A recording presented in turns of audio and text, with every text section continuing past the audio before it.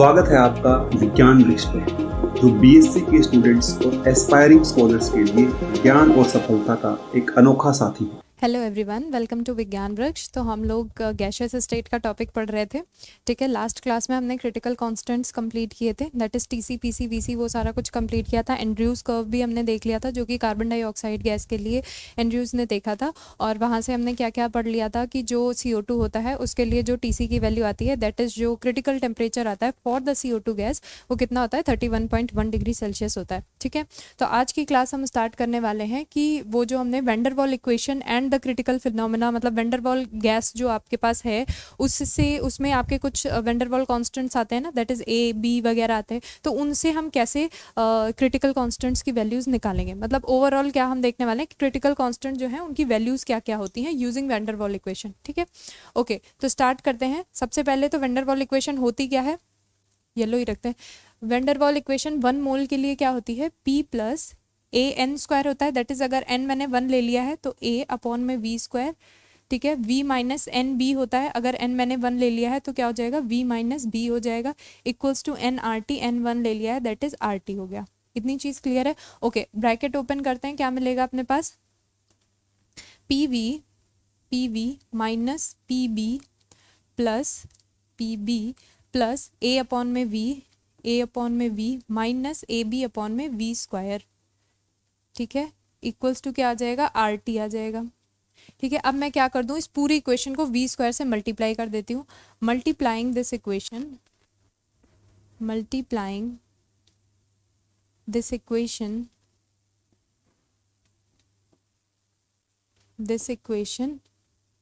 With V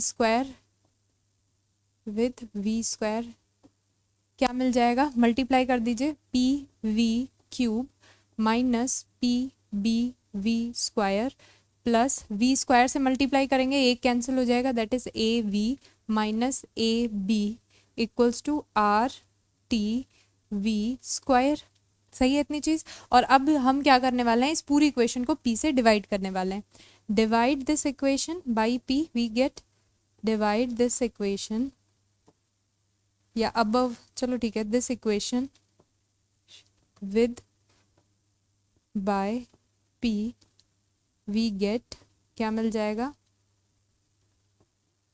V cube minus BV square plus P से divide कर रहे हैं, AV अपॉन में P माइनस AB अपॉन में P equals to RTV square upon में P।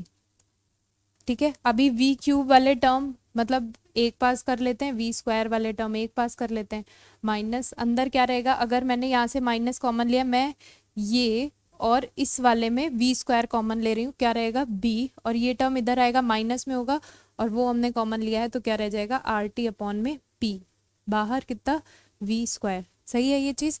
यहाँ पे मैंने क्या किया है, BV स्क्वायर और इसमें V स्क्वायर वाला टर्म कॉमन ले लिया, तो अंदर क्या रह गया, B रह गया, और इधर क्या रह गया, RT अपॉन में P रह गया, प्लस AV अपॉन में P माइनस AB अपॉन में P इक्वल्स टू 0।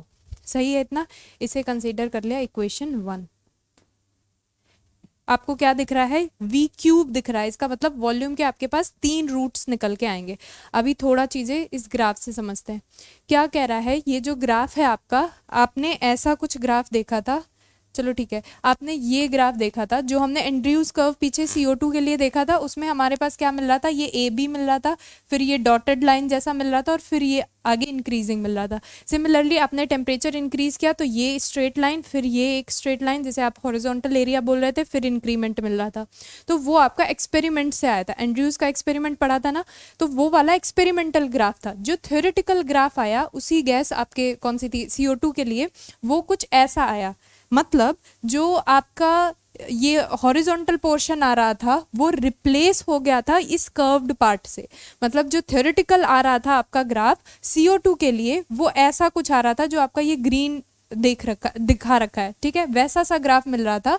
और इन्होंने क्या बोला कि जो एक्सपेरिमेंटल ग्राफ आ रहा है उसमें इस कर्व्ड वाले पोर्शन को रिप्लेस कर दिया गया है किससे, इस डॉटेड लाइन से। ये स्ट्रेट लाइन थ्योरेटिकल वाले में नहीं मिल रही थी, एक्सपेरिमेंटल वाले में मिल रही थी, और थ्योरेटिकल में ये कर्व्ड एरिया मिल रहा था, ठीक है। वही चीज यहाँ पे लिखी हुई है, for any constant value of T, मतलब इन्होंने क्या किया, किसी एक कांस्टेंट टी पे, जैसे ये आपका 31.1 डिग्री सेंटीग्रेड पे लिया गया है, वहां पे क्या हुआ, डिफरेंट डिफरेंट प्रेशर पे वॉल्यूम नोट करे गए।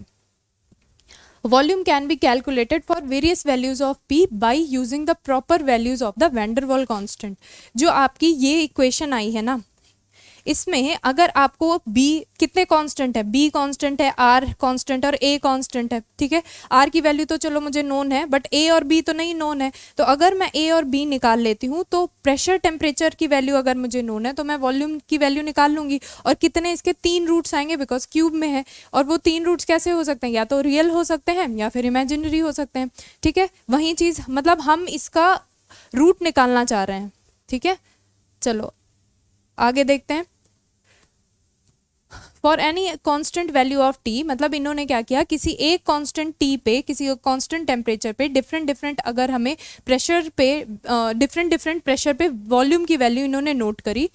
Volume can be calculated for various values of P. अगर मुझे वेंडरवॉल कांस्टेंट, जो मैंने पीछे इक्वेशन निकाली है, वेंडरवॉल कांस्टेंट साथ के साथ प्रेशर टेम्परेचर नोन होगा तो मैं वॉल्यूम निकाल सकती हूँ, ठीक है।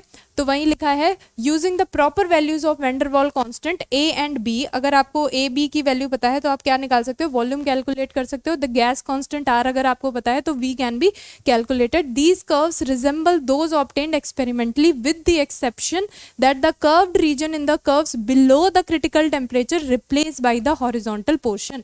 ये क्या बोल रहा है कि क्रिटिकल टेम्परेचर से जो नीचे आपको जो कर्व्ड एरिया मिल रहा था थ्योरेटिकली, वो एक्सपेरिमेंट में हॉरिजॉन्टल पोर्शन से रिप्लेस कर दिया गया था, ठीक है। सॉरी, मैंने शायद उल्टा बोला। मैं क्या कह रही हूँ कि जो क्रिटिकल पॉइंट से नीचे अगर आप टेम्परेचर लेते हो तो जो थ्योरेटिकली ग्राफ आपको मिला है वो कर्व्ड ग्राफ है, जबकि एक्सपेरिमेंट्स में क्या हो रहा था, आपको स्ट्रेट लाइन मिल रही थी, हॉरिजॉन्टल पोर्शन मिल रहा था। दैट मीन्स एक्सपेरिमेंट्स में इस हॉरिजॉन्टल लाइन को कर्व्ड वाले से रिप्लेस कर दिया गया था, ठीक है। These curves resemble those obtained, इधर लिखते हैं, जो स्ट्रेट लाइन आपको मिली है, जो स्ट्रेट लाइन मिली है वो कब मिलती है, एक्सपेरिमेंटली मिली है, ठीक है। एक्सपेरिमेंट्स के टाइम पे आपको स्ट्रेट लाइन मिली थी, और जो कर्व्ड एरिया मिला है, जो कर्व्ड एरिया मिला है वो क्या है, थ्योरेटिकली है,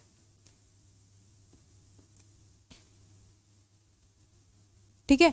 मतलब अगर आप CO2 का थ्योरेटिकली ग्राफ बनाते हो तो ये कर्व्ड वाला मिलेगा, अगर आप CO2 का एक्सपेरिमेंटल ग्राफ बनाते हो तो ये ऐसा स्ट्रेट लाइन मिलेगा। यानी एक्सपेरिमेंट्स में कर्व्ड वाले को स्ट्रेट लाइन से रिप्लेस कर दिया गया था। वही चीज लिखी है कि region in the curves below the critical temperature replace the horizontal portion. कौन सी चीज, द कर्व, ठीक है। तो जो क्रिटिकल, ये आपका पी क्रिटिकल टेम्परेचर है, इसके नीचे जो आपका कर्व्ड एरिया है एक्सपेरिमेंट्स वाले में वो स्ट्रेट लाइन है, यानी स्ट्रेट लाइन ने कर्व्ड वाले एरिया को रिप्लेस कर दिया है।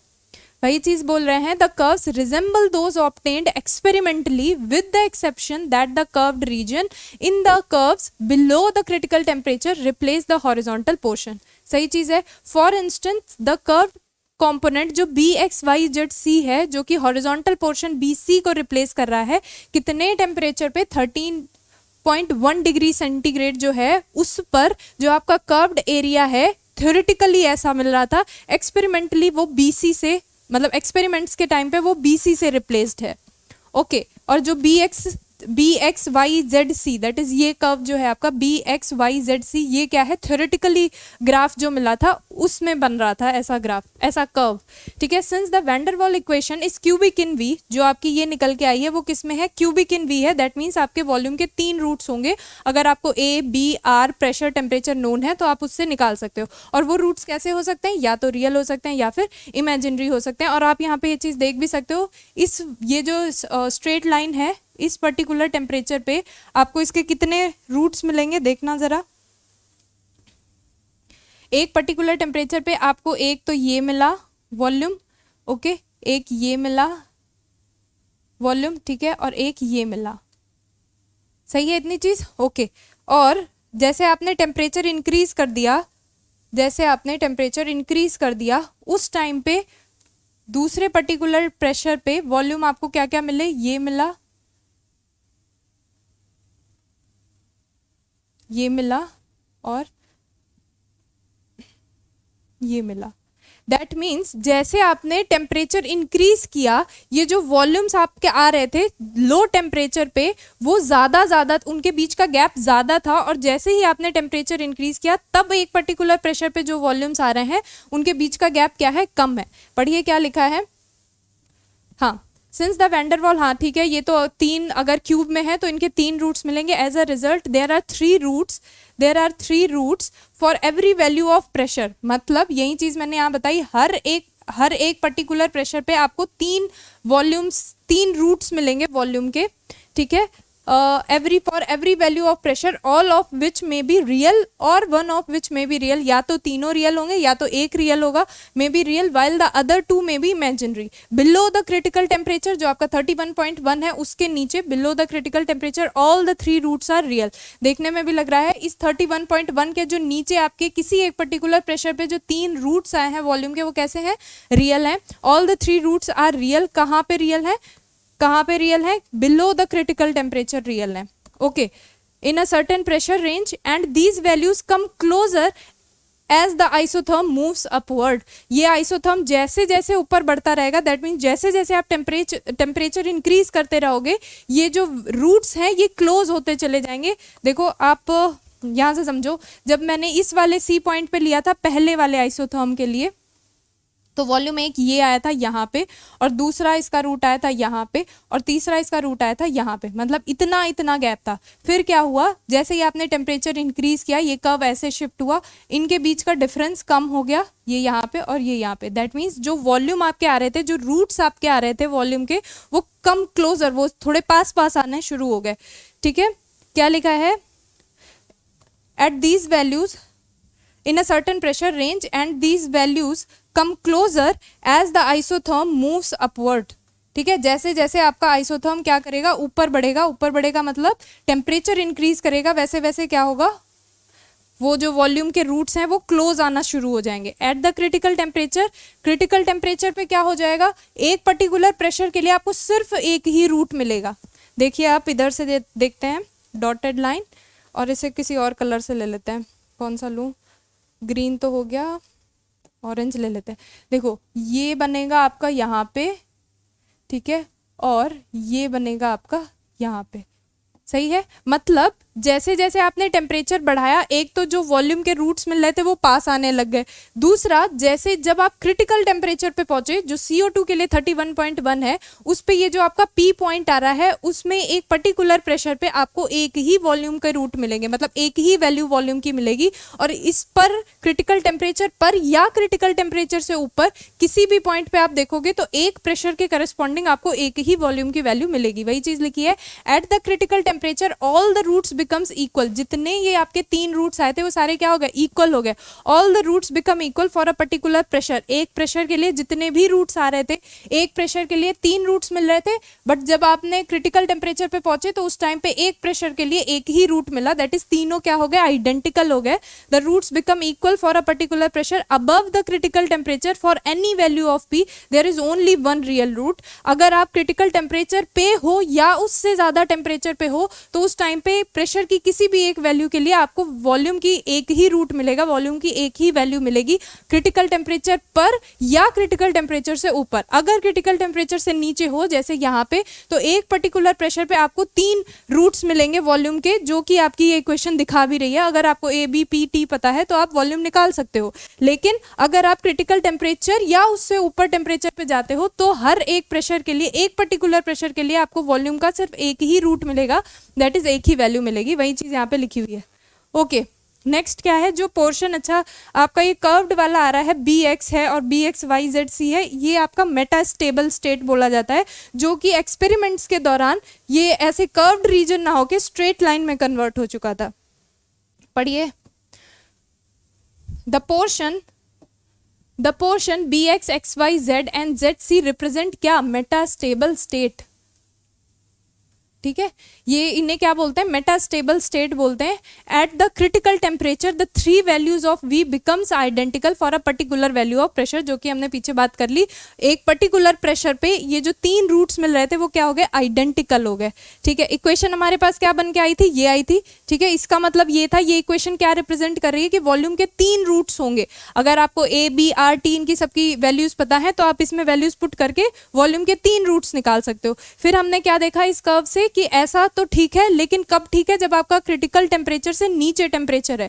अगर क्रिटिकल टेम्परेचर है या फिर उससे ज्यादा टेम्परेचर है तो फिर सिर्फ एक पर्टिकुलर प्रेशर के लिए आपको एक ही वॉल्यूम की वैल्यू मिलेगी, दैट इज एक ही रियल रूट मिलेगा आपको वॉल्यूम का। चलिए अभी क्या करते हैं, representing the critical volume by VC, जो आपकी इक्वेशन आई है ये, इसको वी को हमने क्या कर दिया, वीसी से रिप्लेस कर दिया। तो आपके पास क्या हो जाएगा, v इक्वल्स टू Vc, मतलब क्रिटिकल पॉइंट पे आपके पास जो भी वॉल्यूम होगा वो क्या होगा, क्रिटिकल वॉल्यूम होगा, that is v equals to Vc। या फिर v minus V C equals to 0 हो जाएगा। हाँ जी, अगर मैं क्यूब रूट कर दूं that is v minus V C का होल क्यूब, ये भी 0 हो जाएगा। ओपन कर देते हैं इसे, क्या होता है, a cube minus B cube minus 3ab bracket a minus B, यही फॉर्मूला होता है। ठीक है, इसे ओपन करते हैं, V cube minus V C cube minus 3v square V C plus 3v C square equals to 0। सही है इतनी चीज, हाँ जी ठीक है, इसे इक्वेशन 2 कंसीडर कर लिया। ठीक है, अब एट क्रिटिकल पॉइंट पे क्या हो जाएगा, एट क्रिटिकल पॉइंट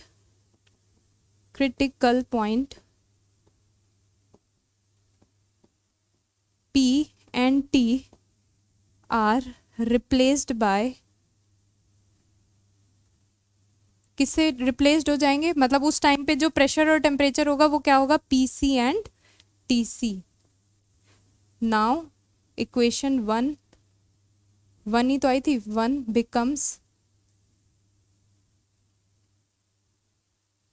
क्या हो जाएगी, जहां आपने जो इक्वेशन 1 बनाई थी उसमें रिप्लेस कर दो, वी सी क्यूब हो जाएगा। देखो क्या होगा यहाँ पे, वी सी क्यूब होगा और minus B plus R T upon में P C, minus B plus R T minus B plus R T C upon में पी सी, और यहाँ पे क्या था आपके पास, वी स्क्वायर था। सही है, और क्या मिल रहा था, B plus R T upon में P C V square plus A V C upon में P C plus A V C upon में पी सी, और एक टर्म और रह गया, वो क्या था, माइनस ए बी अपॉन में P C, minus A B upon में पी सी इक्वल्स टू 0। ठीक है, यही चीज आ रही थी, एक बार ही चेक कर लेते हैं, V C cube minus B plus R T C upon में P C V square plus A V C upon में P C, A V C upon में P C minus A B upon में P C, A B upon में P C equals to 0। ठीक है, ये value आ गई। अभी मेरे को क्या करना है, इन दोनों को कंपेयर कर देना है, बस कंपेयर करेंगे जैसे ही वैसे हमारे पास वैल्यूज मिल जाएंगी। उससे पहले हम इसे खोल लें क्या, ओके। नाउ नेक्स्ट वाले पे चलते हैं। नाउ कंपेयरिंग, कौन सी दो इक्वेशन, कंपेयरिंग इक्वेशन 2, ये 3 ले लो। Now comparing equation 2 and 3, comparing equation 2 and 3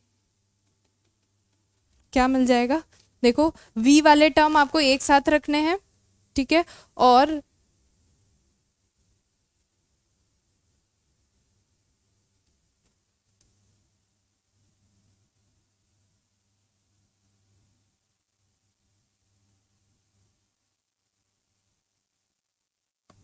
v cube है ना यहाँ पे, v cube minus,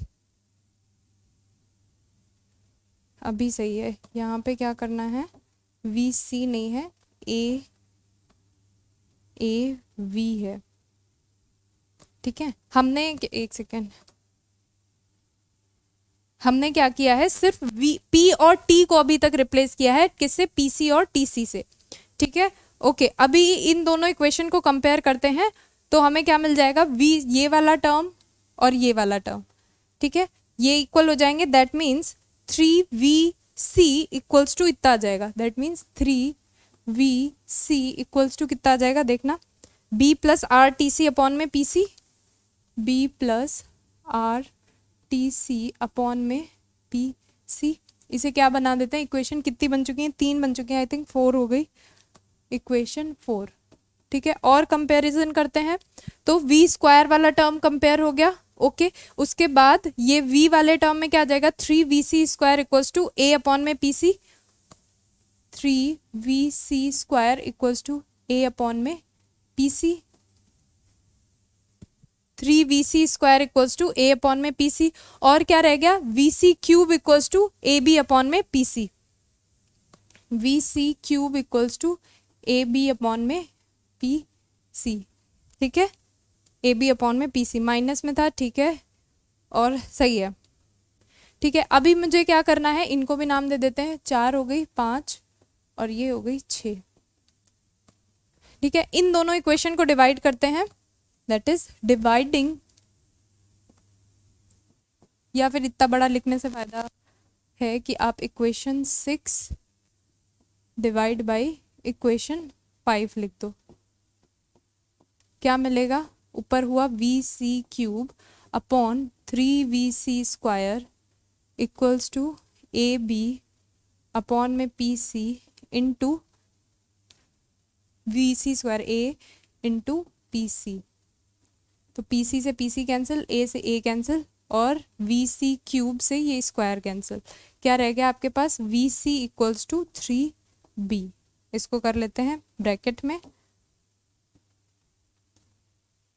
okay.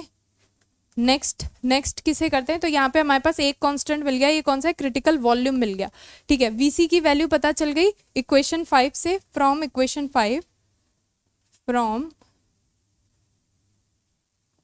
Equation 5 इसमें वैल्यू पुट करते हैं, PC इक्वल्स टू क्या है, A अपॉन में 3VC square, 3VC square, that is A upon में VC की वैल्यू कितनी है, 3B का स्क्वायर होल स्क्वायर, तो PC कितना आ गया, A अपॉन में 27B स्क्वायर, 3VC स्क्वायर इस वाले में वैल्यू पुट किए ना, 27B स्क्वायर, सही है, इसको भी ब्रैकेट में कर लेते हैं, चलो ये आगे लिख देंगे, ठीक है, इधर तो आएगा नहीं, फिर ब्रैकेट नहीं बनेगा, यहाँ तक का रखते हैं इसे, तो PC इक्वल्स टू कितना हो गया, A अपॉन में 3 ब्रैकेट में V की वैल्यू कितनी है, 3B का होल स्क्वायर,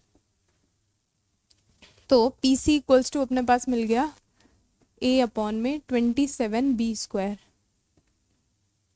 है ना, B स्क्वायर, इसको कर लेते हैं अभी ब्रैकेट में, ओके। अभी अपने पास क्या रहता है, टेम्परेचर रहता है, और टेम्परेचर के लिए इक्वेशन 4 यूज कर लेते हैं, फ्रॉम इक्वेशन 4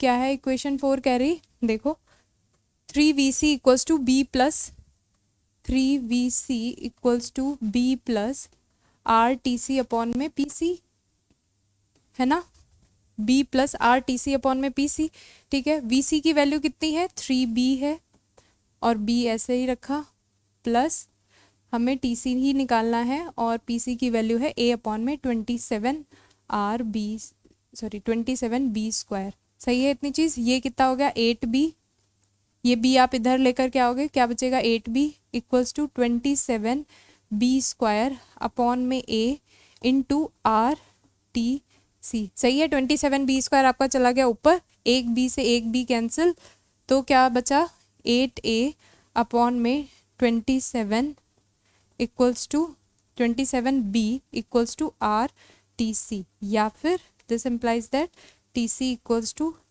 8A अपॉन में 27RB।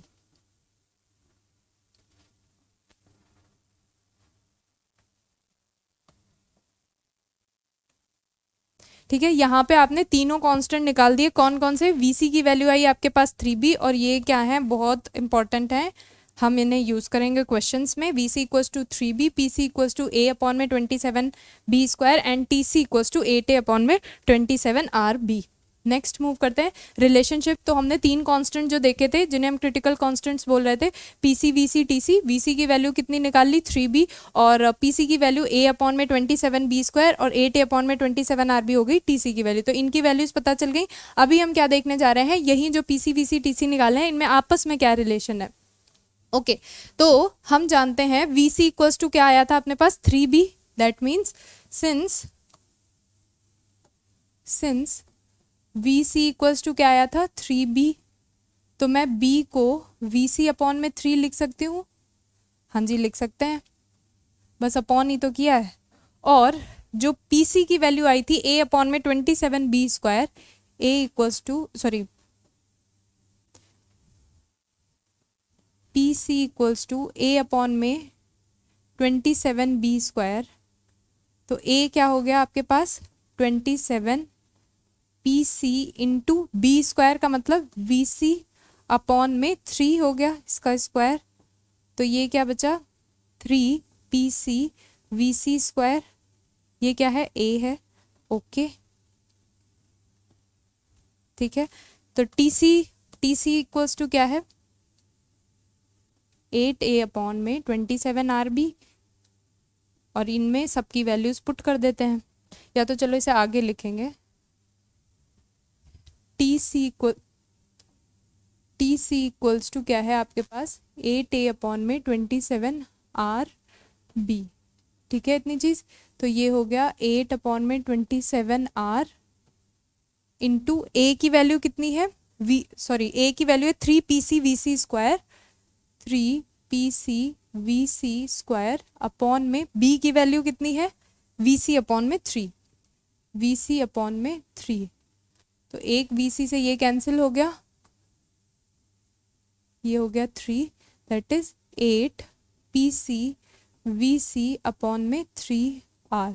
हमें तो रिलेशन किस में चाहिए, पी सी वी सी में, तो P C V C equals to 3r upon में 8 इंटू टी सी। क्या इतना सही है, 8 P C V C equals to 3r T C, सही है। तो ये रिलेशन आ गया आपका किसका, पी सी वी सी और टी सी में, जो कि हमें यहाँ पे चाहिए था। Relationship between P C V C T C था, पी सी वी सी और टी सी में रिलेशन आ गया। ठीक है, तो देख लेते हैं एक बार आज की क्लास में क्या क्या किया हमने। इससे पहले भी एक चीज़ थी, तो हमने सबसे पहले स्टार्ट किया था कि ये जो अपने पास, ये तो आपने पूरी वंडरवॉल से ही बनाई थी, यहाँ तक का इक्वेशन तक पहुँच गए थे। तो ये इक्वेशन हमें क्या बता रही है कि अगर मुझे ए बी और पी और टी की वैल्यू पता है तो मैं वॉल्यूम निकाल सकती हूँ, किसका, CO2 का, या कोई भी आपने गैस ली है उसका वॉल्यूम आप निकाल सकते हो। उसके बाद हमने ये ग्राफ सीख रखा है। ये ग्राफ हमें क्या बता रहा था, हमने जैसे CO2 का जो एंड्रयूज ने एक्सपेरिमेंट किया था उसमें उनका कुछ ऐसा स्ट्रेट लाइन आ रहा था, ये वाला रीजन स्ट्रेट लाइन आ रहा था, बट अगर उसका थ्योरेटिकली ग्राफ बनाया जाए तो ये कर्व्ड एरिया भी आ रहा है। इसका मतलब क्या था कि आपने पीछे इक्वेशन से भी देख रखा है कि जो भी गैसेस हैं उनके लिए एक पर्टिकुलर प्रेशर पे 3 रूट्स आ रहे हैं वॉल्यूम के, मतलब वॉल्यूम की 3 वैल्यूज आ रही हैं, वो हमने देख भी ली। फिर जैसे जैसे हमने टेम्परेचर इंक्रीज किया वो जो वॉल्यूम की वैल्यूज आ रही थी वो क्या होती गई, क्लोज होती चली गई। पर जैसे ही आपका टेम्परेचर क्रिटिकल टेम्परेचर पहुंचा या फिर उससे ज़्यादा टेम्परेचर पहुंचा तो एक पर्टिकुलर प्रेशर पे आपको एक ही वॉल्यूम की वैल्यू मिली। ठीक है, तो एक प्रेशर पे 3 वैल्यूज जो आपकी ये वंडरवॉल इक्वेशन आई थी ये तभी के लिए सही है जब तक आपका क्रिटिकल टेम्परेचर अटेन ना हुआ हो, मतलब टेम्परेचर क्रिटिकल टेम्परेचर से नीचे है, उस टाइम पे आपके किसी एक पर्टिकुलर प्रेशर पे 3 वैल्यूज आती हैं, दैट इज 3 रूट्स मिलते हैं वॉल्यूम के। बट जैसे ही आपका पी अटेन हो जाता है, that is critical temperature attain हो जाता है, उस पर या उससे ज़्यादा टेम्परेचर पे किसी एक पर्टिकुलर प्रेशर पे आपको एक ही वैल्यू मिलती है। और उस जब आपका जब आपका क्रिटिकल टेम्परेचर अटेन हो जाता है उस टाइम पे वॉल्यूम क्या हो जाता है, VC हो जाता है। तो बस मैंने कुछ नहीं किया, V इक्वल्स टू VC किया और या फिर V minus VC equals to 0 इसे ओपन किया और जब आपका क्रिटिकल टेम्परेचर आ गया होगा उस टाइम पे पी और टी क्या हो गए होंगे, पीसीटीसी हो गए होंगे। और जो इक्वेशन आपकी वेंडर वॉल वाली आई थी उसमें हमने टेम्परेचर और सिर्फ टेम्परेचर और प्रेशर को रिप्लेस किया है अभी तक पीसी और टीसी से। फिर इन दोनों इक्वेशन को क्या कर दिया, कंपेयर कर दिया और यहाँ से तीनों कॉन्स्टेंट्स की वैल्यू आ गई। वीसी आ गया 3b, पीसी आ गया a/27b² और टीसी आ गया 8a/27rb। उसके बाद हमने क्या देखा, इनके तीनों में रिलेशन देख लिया, तो ए बी की अलग अलग वैल्यू निकाल ली, वो दोनों वैल्यू निकाल उठा करके टीसी में दैट इज क्रिटिकल टेम्परेचर में डाल दी, जिनसे हमें मिल गया पीसी वीसी = 3r/8 टीसी। तो आई होप यहाँ तक आपको चीज़ें समझ में आई होंगी। Thank you so much.